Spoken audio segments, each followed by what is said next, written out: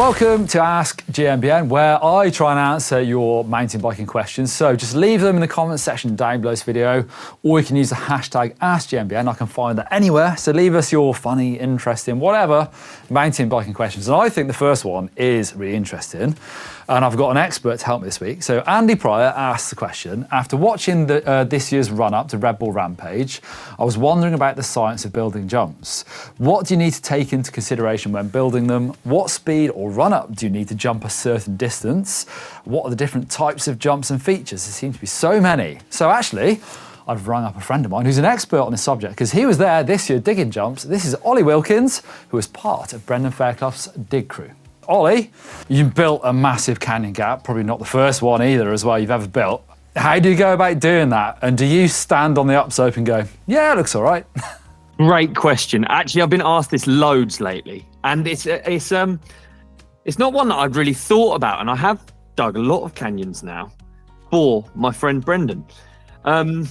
So honestly, my view of like digging is that like you can really make a lot of stuff possible. Like it's a really simple formula. It's just speed.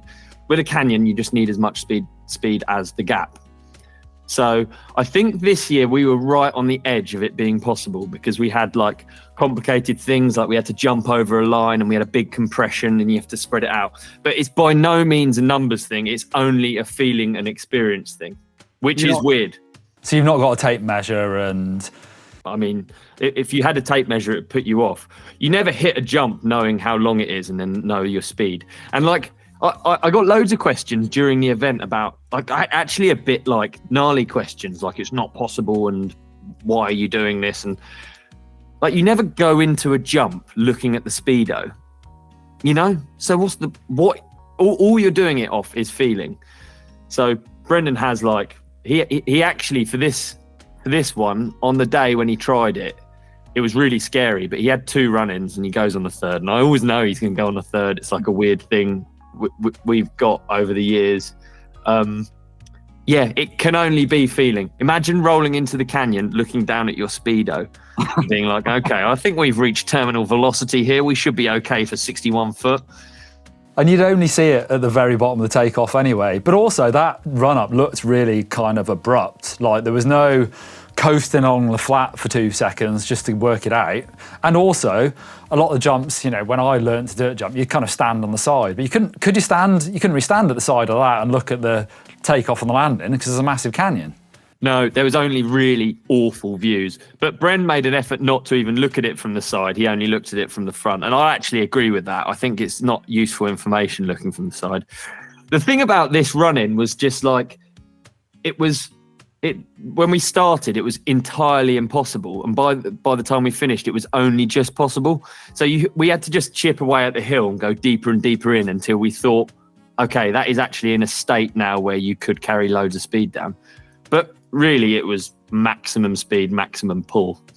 Do you ever get to the point where you're like, well, at some point, we're going to have to decide, we've spent a day digging this thing, it still might not be possible. We're going to have to change our minds soon if it's not possible.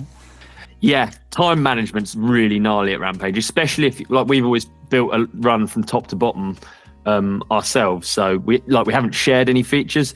So definitely it gets to that point where it's like, ooh. But equally, what was good about this year is that that was our big project. The canyon was our big project. And not only the canyon came together real quick. The run-in was the big project. So it took so long. What we built, what time we spent on the actual jump, we probably spent 4 times that on the run-in. And we got to a point where we stood at it and we were like, that is the maximum speed you're going to get out of it. It looks on. And yeah, I think we reached that point and we were right by a couple of inches. I was going to say there wasn't much room. Like obviously he cleared it, but it wasn't he didn't overshoot it by any means. And it's pretty wild that, you know, pulling the pin on that, knowing, you know, I mean, I've done it, I'm sure you have, it's a much smaller scale when this time I'm going and it feels different. When he's rolling in, he knows he's going anyway, that's the psychology of Rampage. But talking about that a bit, you've got you and Ben Deacon, obviously mates of Brendan, but also really good riders. Is that a common theme with the other riders across Rampage? They have friends who are also really good bike riders as well. Is there a build crew? Yeah, definitely. I think it's one of the most important things, honestly. I think over the years, it's interesting, like the build-up never really used to get shown that much, but they're such cool stories. Like, if you looked at the roster of diggers, there's such amazing riders on that roster, like proper riders, competitive current riders, and they're just in the desert digging as well. It was really cool.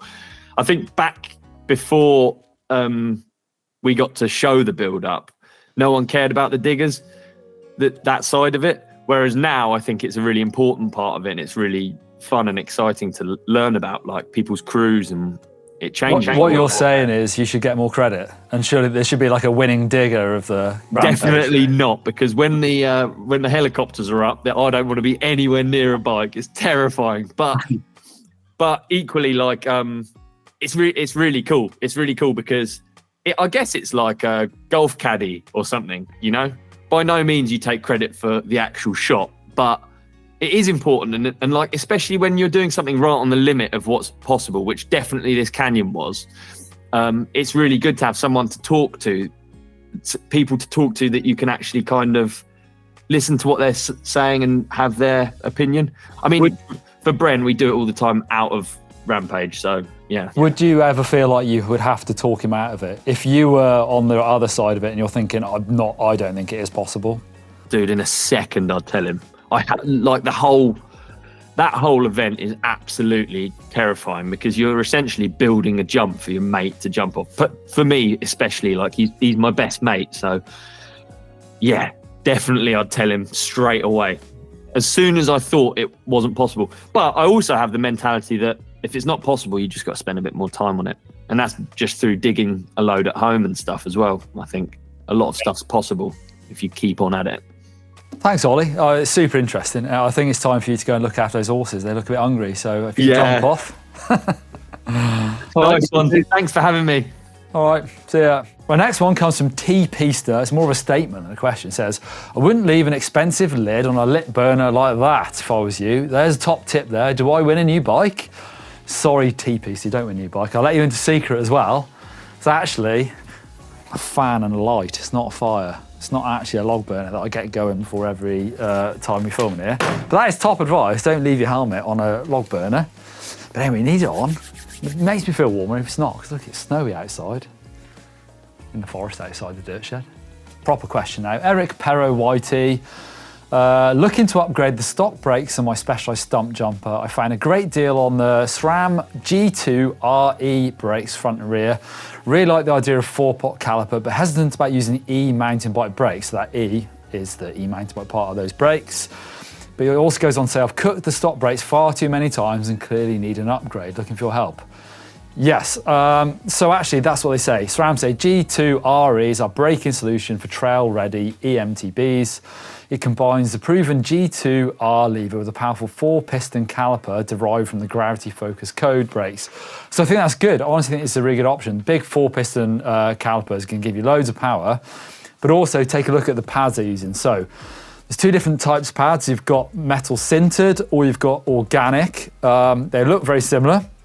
But actually, so the organic brake pads are quieter, they're sharper braking, they wear out quicker, and not so good in bad weather, like mud or water. And the brakes fade when they're hot.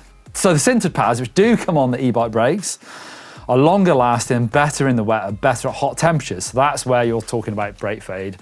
I think if you're running the 4-pot caliper with that sintered pad, sounds like a good combo for you.